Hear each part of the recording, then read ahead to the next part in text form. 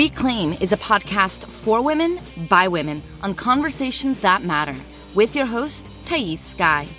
Together, we will explore the questions of what does it look like to reclaim our sovereignty, our worthiness, our voices as women in this messy world. No topics are barred as we offer roundtable discussions on life, spirituality, politics, and what it means to be a woman in the modern age. Let's do this.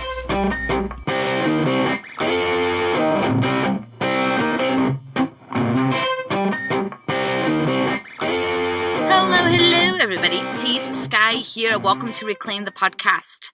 I come to you from my closet in Los Angeles, California. It was a beautiful 80 degrees day today, and there's not much to complain about when it's 82 degrees in the middle of the winter, wouldn't you say?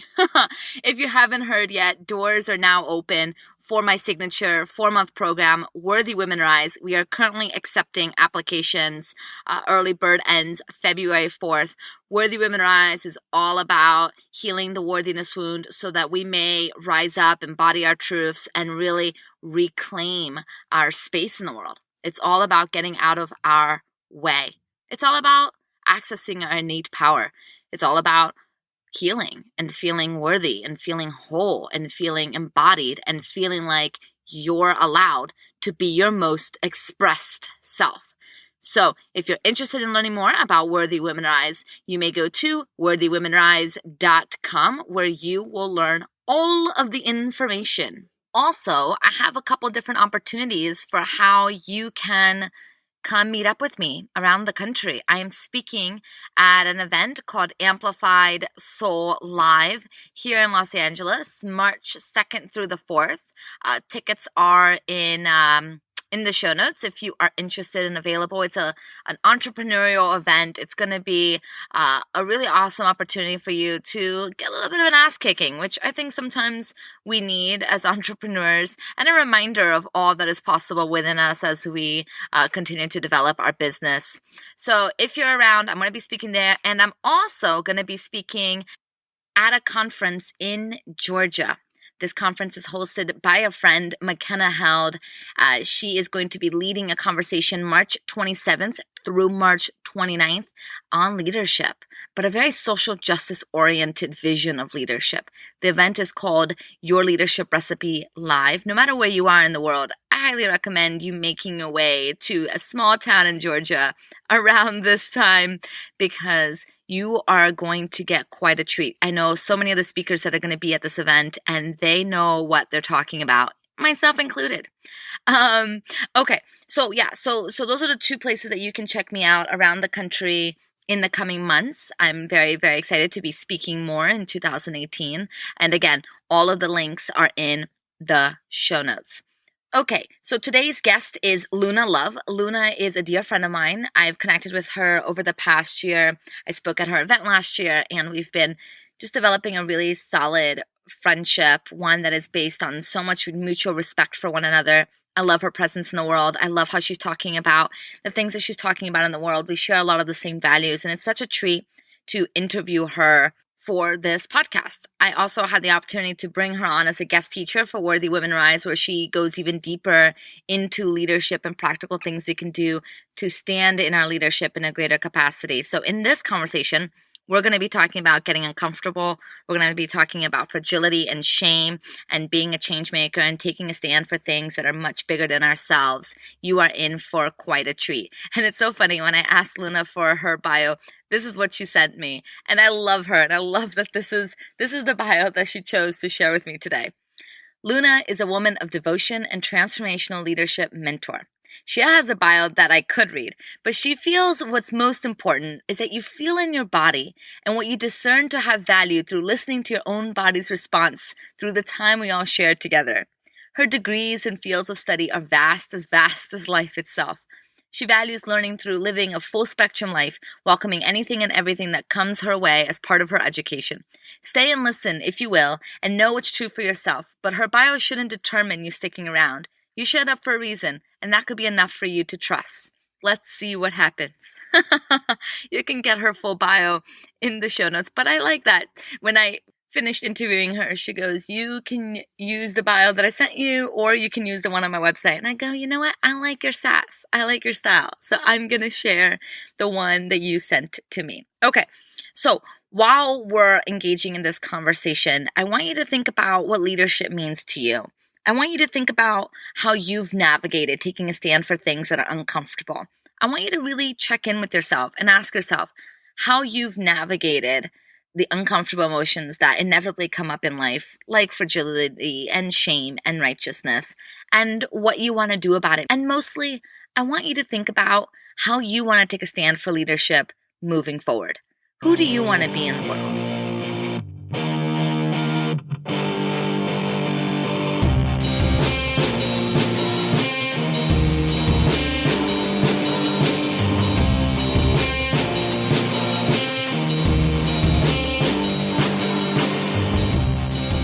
Hello, Luna love. Welcome to Reclaim. I'm so thrilled to be having this conversation with you. I don't know why it took so long. Actually, I do know why it took so long, because I accidentally interviewed like a bajillion people within 1 month, and then I had to wait it out. But this is a really, really, really, really epic guest, people. Luna Love is a special treat, and I'm so thrilled that you're here. That's you. Oh. That's your turn to say, oh my God, I'm so excited to be here. It's such an honor to be here on your podcast today. No, I really am. I'm super excited to be here with Thais. And I thought we were pausing for a moment. I thought something was happening. I couldn't read your facial expression. I thought you did this before, Luna. I know, right? I'm a pro. I'm a podcast pro. Yeah, no.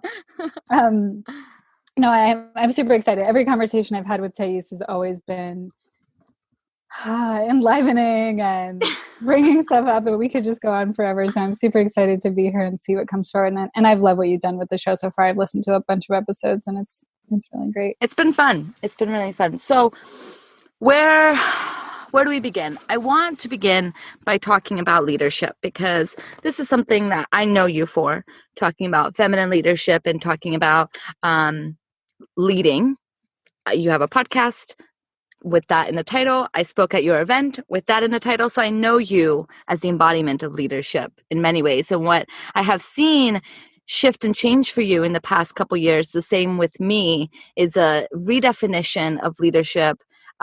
Maybe not so much internally, but the external manifestation of that. And so I would love for you to talk to us a little bit about how that's been unfolding for you.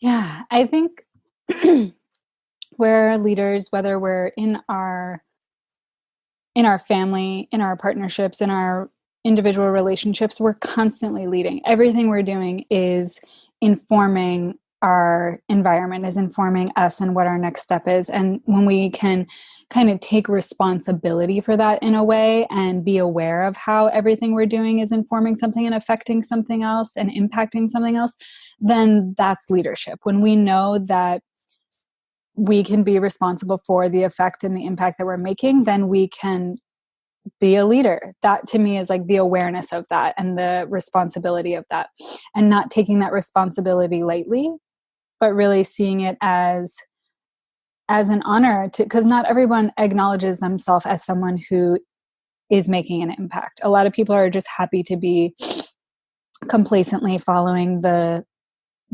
norms that are the things that have become normalized that we're told to do in our lives. And that doesn't mean that they're not leaders, but I think it's a consciousness. It's a level of awareness that we're creating an impact. And when we have that, then we can do that more effectively and more intentionally. And so for me, kind of framing my life in that, and that I'm a leader, has been really great for me, because it's given me a lot more responsibility. It's given me a lot more, I'm responsible for everything, not oh, so-and-so did this and that's the reason why this is happening. It's I always am looking at myself and what did I do to create this? And I think that's really beneficial. And so for me, that change in that external way has been creating positive change or contributing to positive change. And shaking up societal norms. Like, to me, leaders are change makers. Leaders are people who do not just allow the status quo to continue to appease people's illusion of complacency and safety and comfort, but are willing to shake things up because growth is a part of how we change, is a part of how we grow. And so to be able to do that is to be able to consciously do that and learn ways to to be uncomfortable doing that. To, like, people don't want to get shaken up. If they're comfortable for a reason, and they've created that comfort for themselves. And meeting the edge of our comfort zones, whether that happens to us because of things that happen in life that are unexpected, like change, death, breakups, all the things, fires, anything like that, that creates something that we have to face, or just seeing how it's that comfort zone is no longer working for us. Yeah. Feeling the discomforts in our body of or relationships, of different things that are saying, hey, this is like out of date. Like, something needs to change, something needs to give, something needs to update in order for you to grow as a person, as a collective, as a community, as a organization, whatever it is. Like, if a company ran itself the way it did in 1980 and nothing has changed, like, it's likely they're not the leaders in the business field that they were in anymore, the way they were. You have to have people in there who are showing to say, here's your place for this organization to develop. Organizational development in a whole field for a reason. And it takes the willingness to want to look at what needs to change in order to do it. Yeah. And that's uncomfortable for people. And for me, I'm not saying it's not uncomfortable, but it's fun. Like, I want to go there. I like being a little bit uncomfortable. I think that edge of discomfort is a great place to step into the next thing. Because for me, that, not that it's a non-acceptance of like whatever's happening now, but like the next thing for me, even though stepping into it sometimes has been challenging, it's always better. The next house, the next partner, the next choice, like, it's always the next best thing. And not like a grass is greener, like I always have to choose something different. But when I can let go of what's not working and identify that it's not working and step into something else, it always feels better. Doing it is hard, but once I land there, it's great. And so for me, leadership is like being willing to go into those uncomfortable spaces to look at what is not working and what collectively. And it's not that sense of leadership that's like a dictator to say, this is the change that needs to happen. But it's the willingness to say, what works best for the whole? Am I willing to like meet with all these people, get messy enough with all their stuff, and to be able to hold my own sense of truth with flexibility and not righteousness to create a change for this entire population group, organization, community, family, whatever it is. And for me, that willingness is is like one of the biggest pieces of leadership. Because if you have the idea, but you're not willing to go there, it's like, well, you're just a visionary. You're not really actually making anything happen. Yeah. Yeah. I've noticed within myself how much that identity of leadership has changed, and that line of what's comfortable and what's uncomfortable. I moved across the country 2.5 years ago. I dropped everything. I put everything into my car and I drove by myself across the country, and that was radically uncomfortable. And now what I'm finding is to be radically uncomfortable is really rubbing up against the cultural norms of, this is what you have to do to be liked, and this is what you have to do to be accepted. And I went to an influencer dinner last night, whatever that means, with a dinner with a bunch of people who have like more than like 5,000 followers on Instagram, whatever. And one of the people there were talking about their podcast, and their podcast was about money mindset. And I had just finished recording a Facebook Live that very day about how money mindset's bullshit. And I was thinking, yeah, if he really knew, what I was saying to the world, he wouldn't like me very much. And am I okay with that?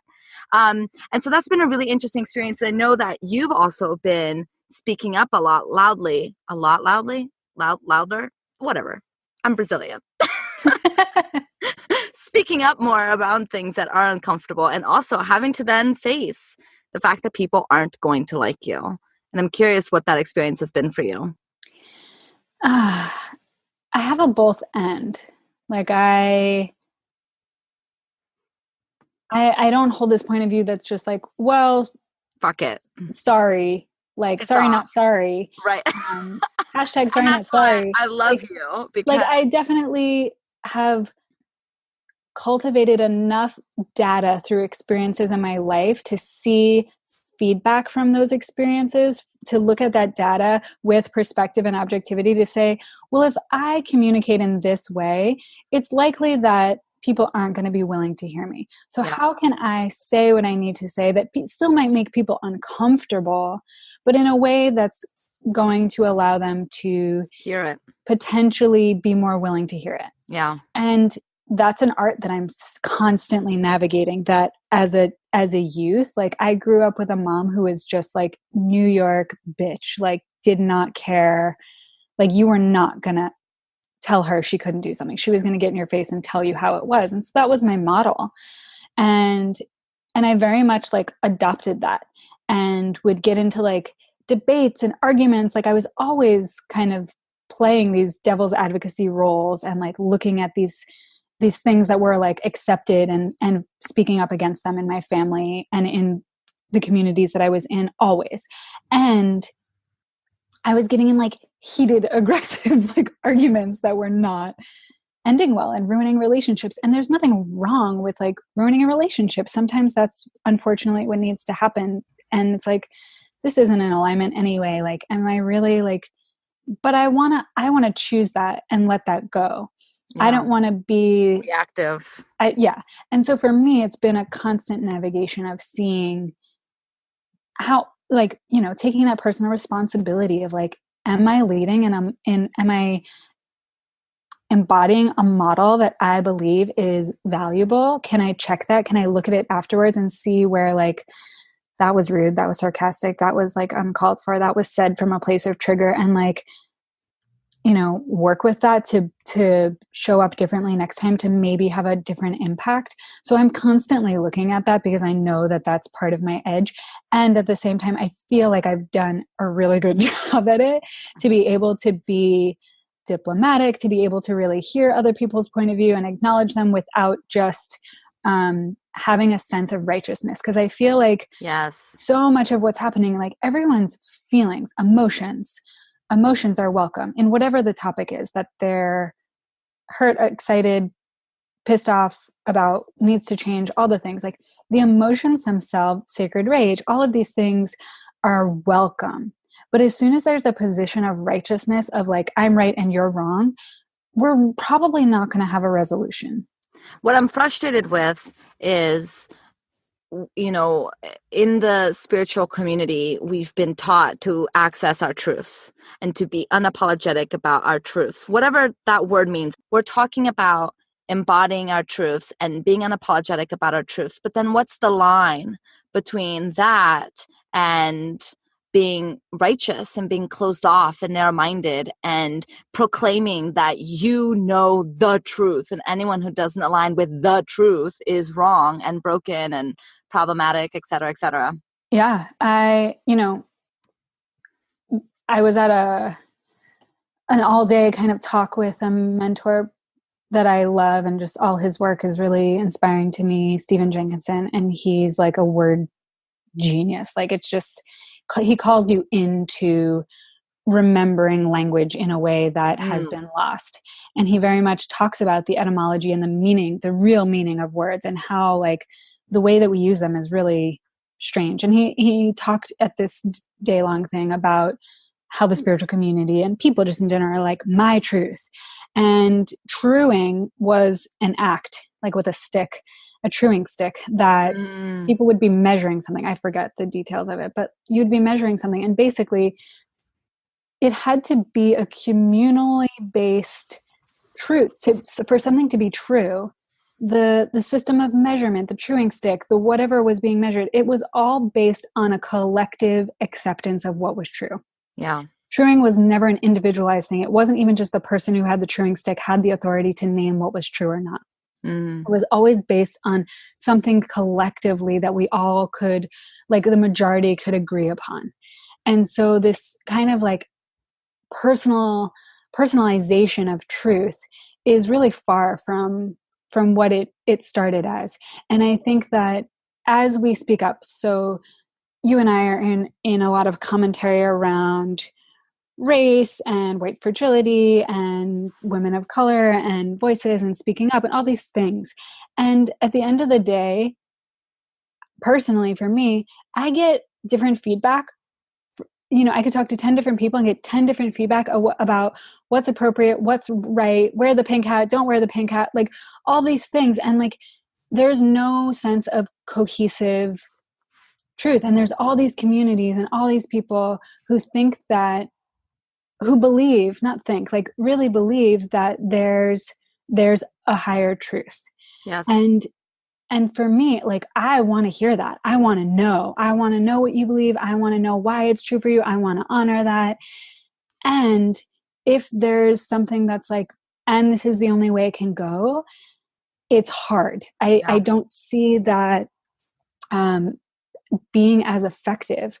Yeah. And I think that the fragility piece is a big thing that has created a more like righteousness because where a lot of people are opposing this sense of fragility with a polarity that is needed. And it's unfortunate because I see the cause and effect there, and I see the place of stuckness as well. That it's hard to like move forward with a lot of those conversations and dialogues because of the fragility and I like feel all the like fear in my body of saying this, and like the righteousness in some of the ways that it's saying it has to be done. Because I've been in a lot of social justice dialogues and communities, and it's done differently everywhere. And I've had effective conversations and non-effective conversations in all different ways. And I've met with people who have great models and other models that are different, that are more confronting, that are equally as effective for some people and not for others. And for me, I'm willing to go there and get uncomfortable in all those spaces. Yeah. But I think the fragility piece and the righteousness, they're really opposing one another, and they're creating a place of stuckness. Yeah, I hear that. So, in Worthy Women Rise, I talk about embodying your truth. And in my philosophy, that means embody your inner authority.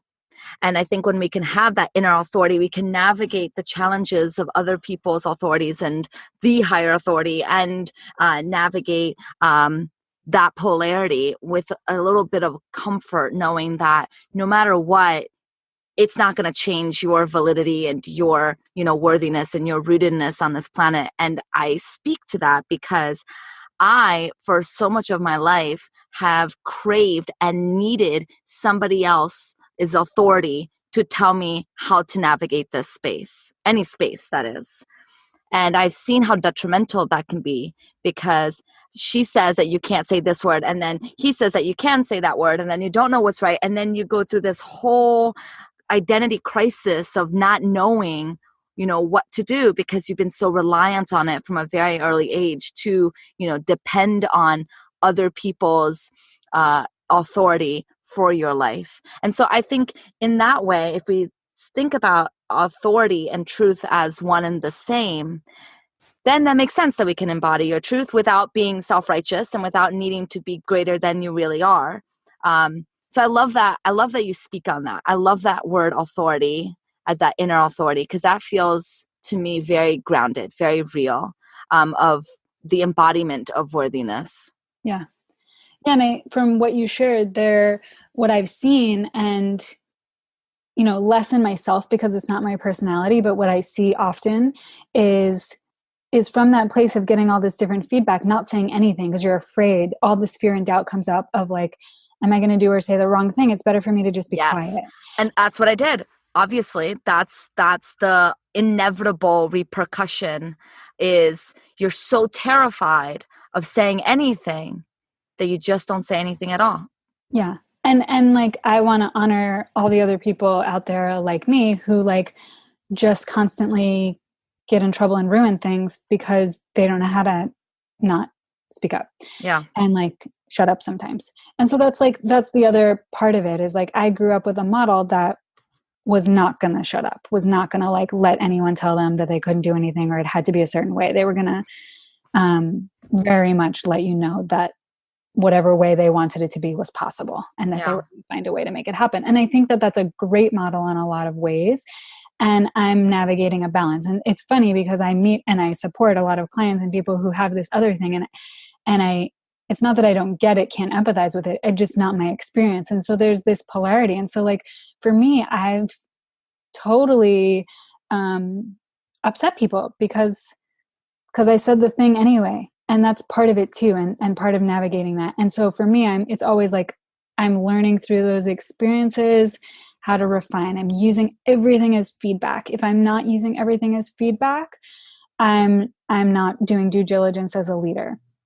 And who I was 5 weeks ago and what I said, like I give myself permission for that to change as needed and to grow from that and to be responsible for that and how it affected people then and how what I'm saying now is going to affect people.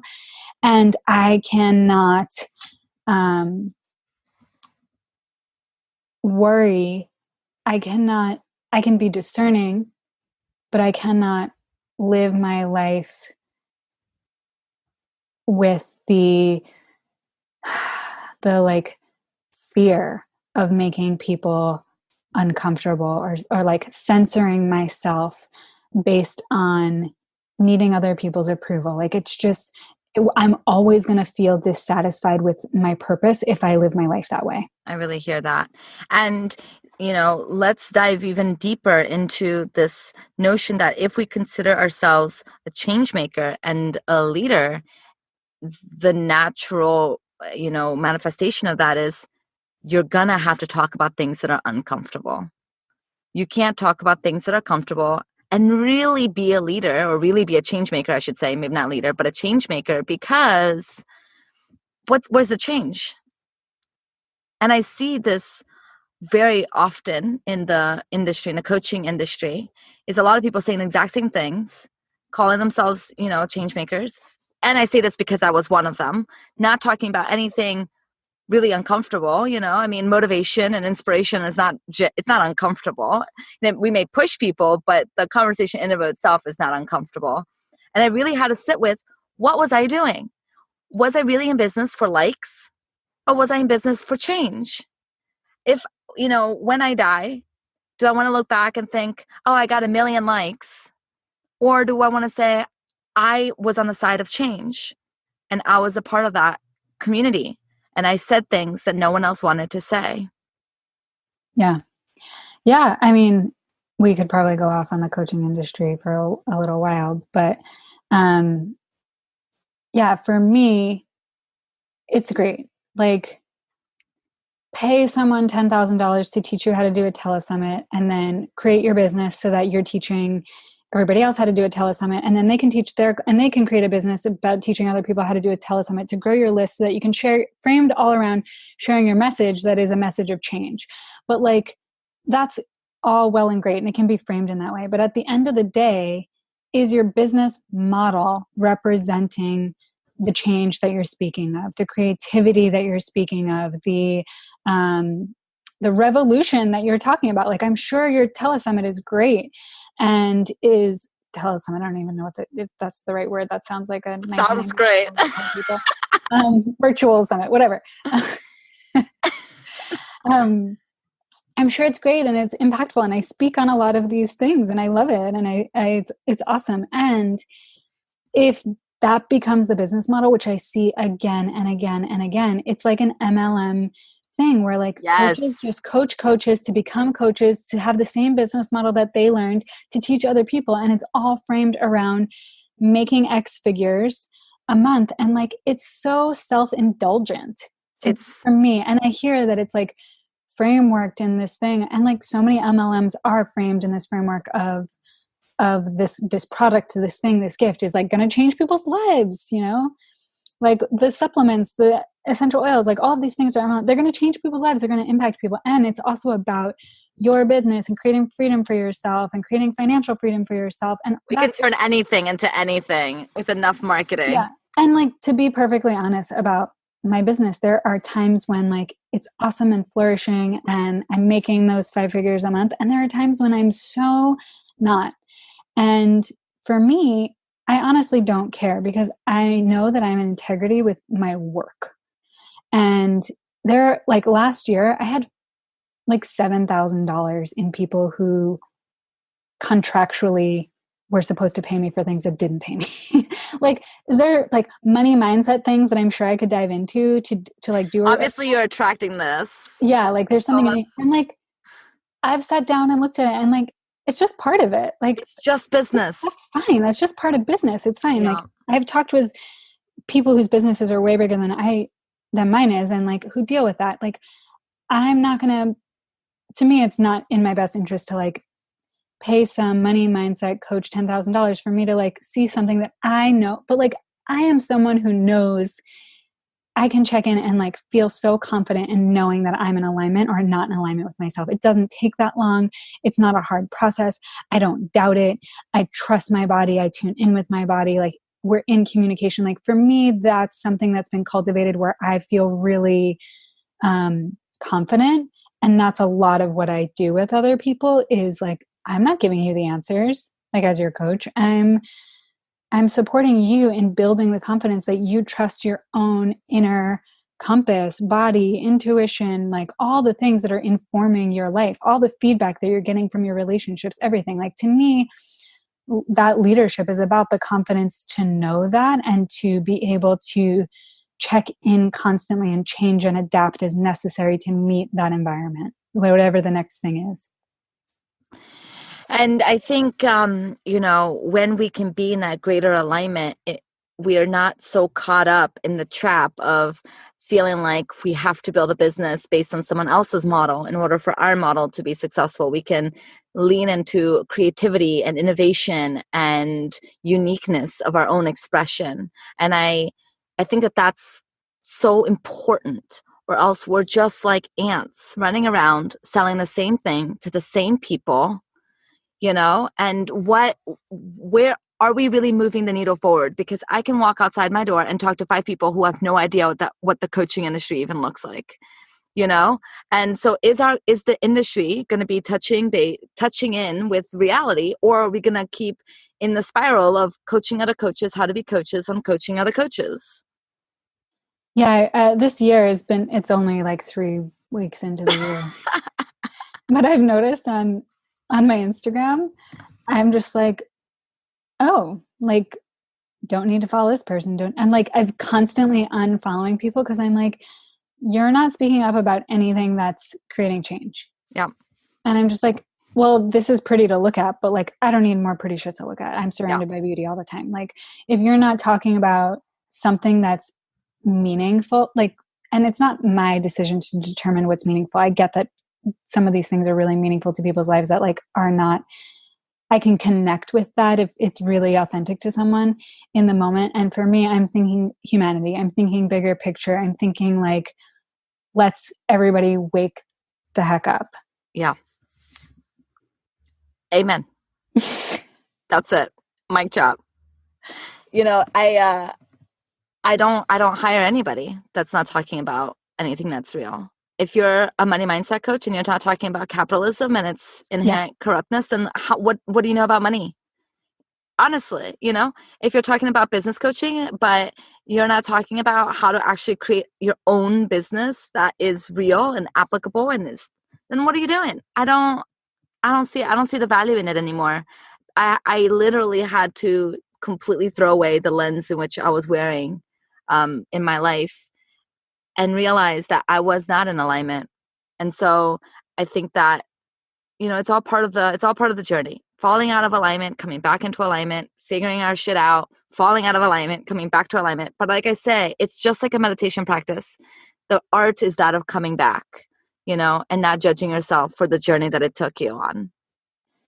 I'm just like watching the two of us, and like we've only really been friends for like a little over a year, and it's been great, and like someone that but no. constantly connect with. But no, I was just thinking like I feel like I know like a lot more of like the scope of your journey, and even just what you've shared with me today, and like where I'm sharing where I've shared that I've come from in my childhood, and that we've kind of, in the way that you and I address things now, it's funny. I see this little shift of like, I came from this like in your face, like fu kind of personality as my base, and you came from like being a little more like quiet and not, and like being aware of like all the things, Yep. and those polarities like have caused us to like explore those other polarities. Yes. So it's so interesting when you and I are both in a dialogue, like Yes. not just with each other but with a group. Yep. Like I had you on my program with live with the group, and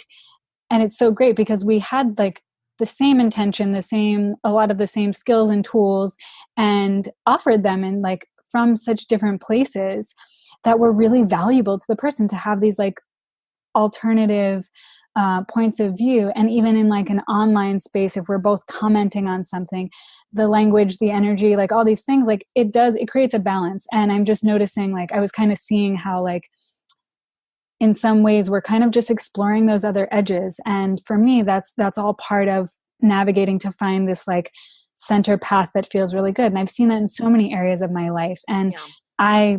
I would love, and I've seen more and more as I age and get more mature, that pendulum doesn't need to swing so far in the other direction Yeah. anymore. Yes. It goes back and forth. It oscillates. It like readjusts to find a new center as it needs to, but it's not out of control swinging Yeah. to like explore another polarity, because I'm not as much in those polarity states. I'm like more able to listen to the center. And for me, a lot of this has just been about listening to myself, my own inner authority, allowing listening to others to inform that, to not be so caught up in like my inner authority, my truth, like laughing, like people who are like, my guide said this. Like I had a woman who like was supposed to pay me for like a full day immersion, not pay me, and like we made all these things about like accountability and like dates and payments and all these things. She kept not following through. And one day she called me and she said, I sat in fire ceremony and my guides just told me that we're complete. And I was like, thank you. I'm done. You're right. You're right. They're right. They are right. We are so complete. Like I'm not. The epitome of the spiritual community in that sentence is incredible. Yeah, I was just like, you know what, like actually it was funny, but now that I'm saying it again, it's like they were right. Like we are complete. Like Yeah. I have no desire. You now have a very clear idea of who this person is and how to move forward. Yeah. It's But yeah, true. there's exploring all of that, and like It's not true. just I love my that you own said sense that. of it. Yeah, the pendulum swings, and I think that's why sometimes people don't understand when I tell them, no, I actually am being abrupt for a reason. It's for my own necessity of finding my own voice after it's been silenced for so long. And like you said before, tomorrow I may not no longer need that. The next day, that may not be what's necessary for me in my life anymore. And I'm giving myself complete and utter permission. If I feel a deep desire and I sit with it, and it's not coming from a reactive place, but it's coming from a space of I'm listening, I'm here, and I feel called to say this to you, and I say it, I'm validating my own needs after being invalidated for so long. And it's cool that you're seeing that, because it's true. Eventually, you do come to a centered place. And I know your process is in similar ways to my process. The greatest part about coming back to a centered swing is that it's not coming from a should place. It's not coming from an expectation. It's just an arrival that happens when we just honor the swing. Yeah, that's been my experience, which has been so great. And I love arriving in that place, because it's not like I was trying to get there. I'm just like, Yes. oh, this is finally like comfortable, and I feel like I'm doing it right. And for me, that's all like receiving feedback from my environment and my body around that being accurate. And like what you just said about how you have expressed yourself, it's like, well, are you really hurting someone?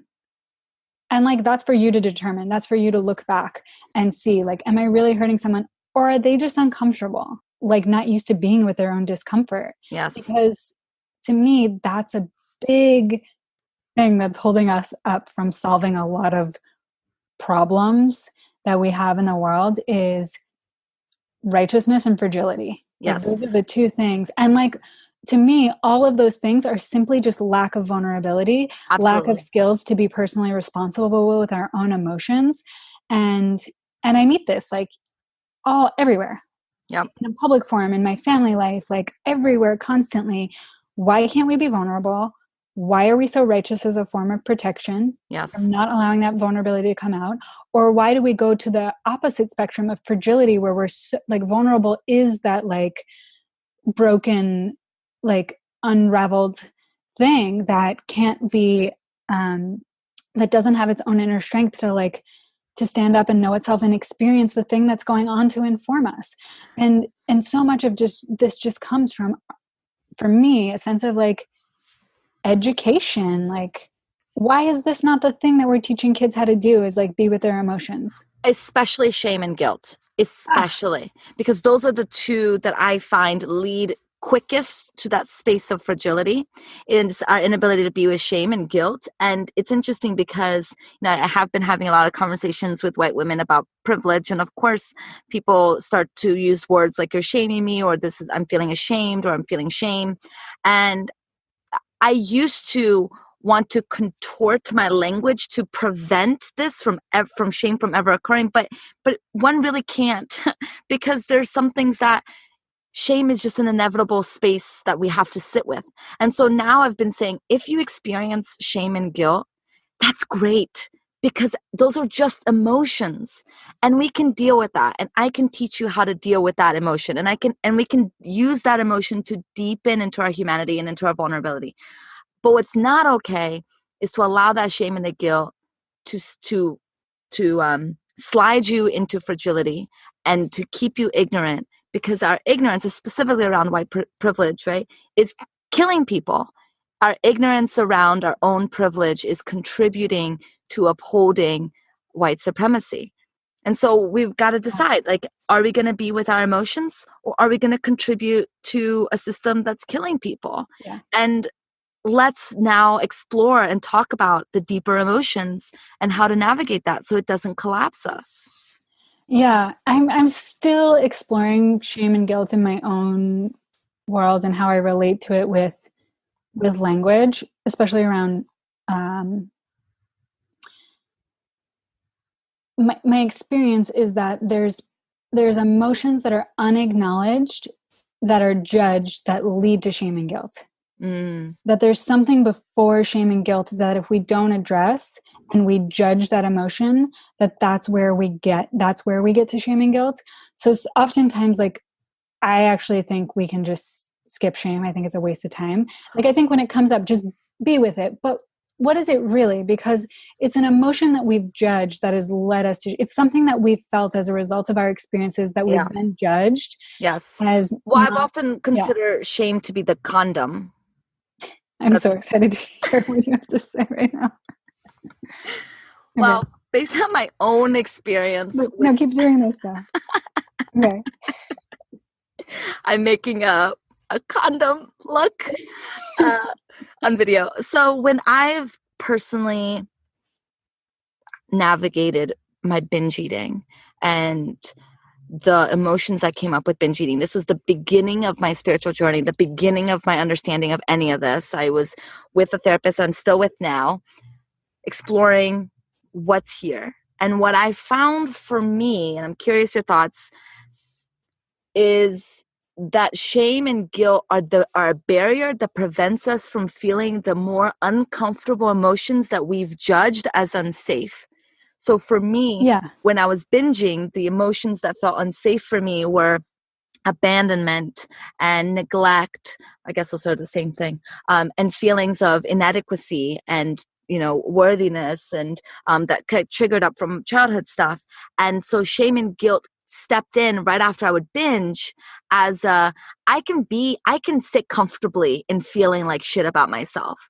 Like I feel fat and ugly and the worst person in the world because I just ate 2 large pizzas. That's comfortable for me. Like I can sit with that. But actually dealing with the abandonment and the sense that I'm deeply broken and in despair and hopeless, that I don't have the tools to navigate. Yeah. So I see shame and guilt as the condom that prevents us from getting to the juicy bit. Yeah, no, that's exactly what I was saying. Like it's we're in a society that judgment rather than connection is what's acceptable. It's what we're Yeah. taught. It's we'd rather judge someone or ourselves than actually connect to like what's really going on for this person or myself. Yes. And so like when I say just skip shame and guilt, what I don't mean like don't acknowledge that you feel that way, but it's a place where we can really get stuck Yes. in just feeling, and it's all coming from self-judgment of an Yes. emotion that is actually what needs to be acknowledged. Like Yes. we like acknowledging your shame is great if it's coming up, but like to me that only takes a moment. Staying Yes. in the constant like exploration of our shame and guilt is part of the fragility that doesn't allow us to get to what really is asking to be acknowledged. I'm glad that you said that. Unless we're willing to go there, Yeah, nothing is acknowledged. So like absolutely. great, you're feeling shame and guilt. Great. What is it informing you of that you really need to look at? Because it's Yeah. for me, it's not the shame and guilt. Yeah. Yeah, I think that's great. It's that two-step. It's okay, acknowledge it. Great. You're feeling shame. Amazing. You're human. Congratulations. You now get to decide what you're going to do with this. You get to enter door number 1, which is to sit in your shame, be in your fragility, completely disregard what anyone else is saying because you can't handle it, let it collapse you, and be there. Or door number 2, which is the door that we are not taught, which is the uncomfortable door, which is the door of the exploration, of the listening and getting curious. I love it. I think that that is such a great way to speak on this. And I think that especially when we're talking about something deeply uncomfortable like race, and we really have to know our propensity to get into fragility because that is causing so much pain. Yeah. And it's, I think that the sense of like anger and righteousness that exists in this spectrum is a result of like centuries of meeting people's fragility Mm, of like we really can't talk about this like elephant in the room, like we really can't like really it's that uncomfortable that you're gonna like push it on, like make me wrong because you can't look at it. Like I understand the upset. I mean, come yeah, on. I mean, if we don't, we're just contributing, like we're just perpetuating this. yeah, But yeah, we have to look at this. And for me, so much of it comes from teaching children how to be responsible for their emotions. And we have a bunch of freaking adults walking around as hurt children, yes, unable to teach youth this. And yes, like, I'm working with adults to learn this, to be those leaders, to be those models in the world who are embodying that sense of responsibility with their emotions and their words and their thoughts and their actions. And so hopefully we can create that change for the future, because I mean, we have a bunch of hurt children like running our government, yeah, like everywhere. We have no sense of like actual eldership. And no wonder we don't respect our elders. No wonder like our culture, like I get that it's a cause and effect. And there's so many reasons, like I can go into the whole like death phobic youth centric thing, but like we live in a culture that centers and idolizes youth and like doesn't have a lot of respect for elders, and elders have not taken a position of leadership to have an authority of like, hey, I do have something to say, I have a lot of wisdom, you are going to listen to me, I am going to make an impact in my community. yeah. Because they've grown up as these hurt children and they don't want to go into that role where they're disrespected No, they because just, they're not confident in yeah, themselves. yeah, yeah.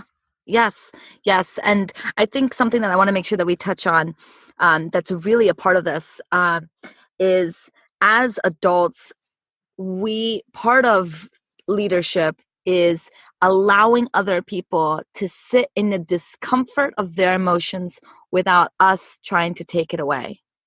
And I've seen this in relationships where, you know, a friend did something and it hurt my feelings, and I let them know, hey, this hurt my feelings, and then they immediately want to kind of like repair it, right? And they can't sit with their own stuff that comes up that comes from them being, my feelings being hurt, and then they feel all the things. And so what we've been kind of programmed to do is try to take it away, but like, oh, but it wasn't a big deal. It's okay. Like, oh, apology's okay, before we may even be ready to acknowledge that. And I can see that with children too. We're quick to take away their hurt or quick to take away their feelings without teaching them or showing them how to deepen their feelings. And so then, of course, we grow up into thinking that if these negative emotions come up, it means that there's something wrong. It means that there's something bad here and that I need to push this away. Yeah. I mean, I like love my partnership so much because it's so easy, because we go, hey, that didn't feel good. Oh, I'm so sorry. Thanks for bringing it to my attention. And we moved on. Yeah. It's been acknowledged. It's been communicated. And like, there's no defensiveness. There's no like, how can I fix it for you? It's just like, oh, yeah, you're totally right. I see how that could have hurt you. Thanks for letting me know. Thanks for speaking to it. And then I'm like, thanks for acknowledging it. And then we're moving on. And we both get to do that all the time without making it a big deal, without like processing everything. Oh my God, what a waste of our time and energy to like have to nitpick everything apart around like why this behavior is this way and how this, it's, for me, that's so exhausting when we could just say, oh, I hear you and I acknowledge your feelings. Thanks for communicating them with me. I validate them. Those are yours. And like, I see how my behavior could have impacted that. Not need to defend myself. Because if I'm confident and I'm in my own authority of like, like I could learn from that maybe, and like see that, and like, and also maybe I wouldn't have done it differently next time. Maybe I didn't think what I did, but I don't need to like get into a whole thing right now, because all it is right now is this person needing to express their feelings. I don't need to make them understand in this moment why. It's not the time and place. Yes. But am I checking in with myself? Like, I find that people who are constantly defending themselves are like, they're just not confident in their own sense of like actions that they're choosing in the moment that they're choosing it, and have to like go back and like rationalize later with other people. And it's like, for me, that's exhausting. Yeah, it is exhausting. And if we can just get vulnerable, we avoid a lot of this. Absolutely. Vulnerability is key. It's the answer to all the problems in the entire world. If only Trump could get vulnerable about his ineptitude, wouldn't that be great? No. That would be. This has been a really lovely conversation, Luna. Do you have any final thoughts before we wrap up around this? Just everyone trust yourself. Yeah. Just do it. Yeah. No, I love you. I love this conversation. All the conversations that we've had have just been such a gift in my life, and I'm so glad to know you and have you doing this work and feel like a shared team and mission, and learning together, and like getting uncomfortable together, and having fears come up and being able to share them. And I appreciate having that and sharing that with you, and having me on the show today. I appreciate you, Luna. Thank you.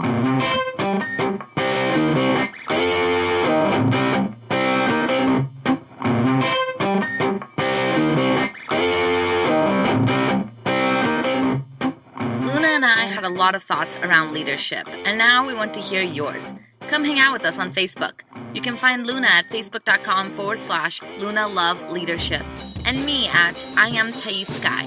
And if you want to check out more of Luna's work, go to www.lunaloveleadership.com. And as always, you can learn more about me and my work at www.thaissky.com. See you next week.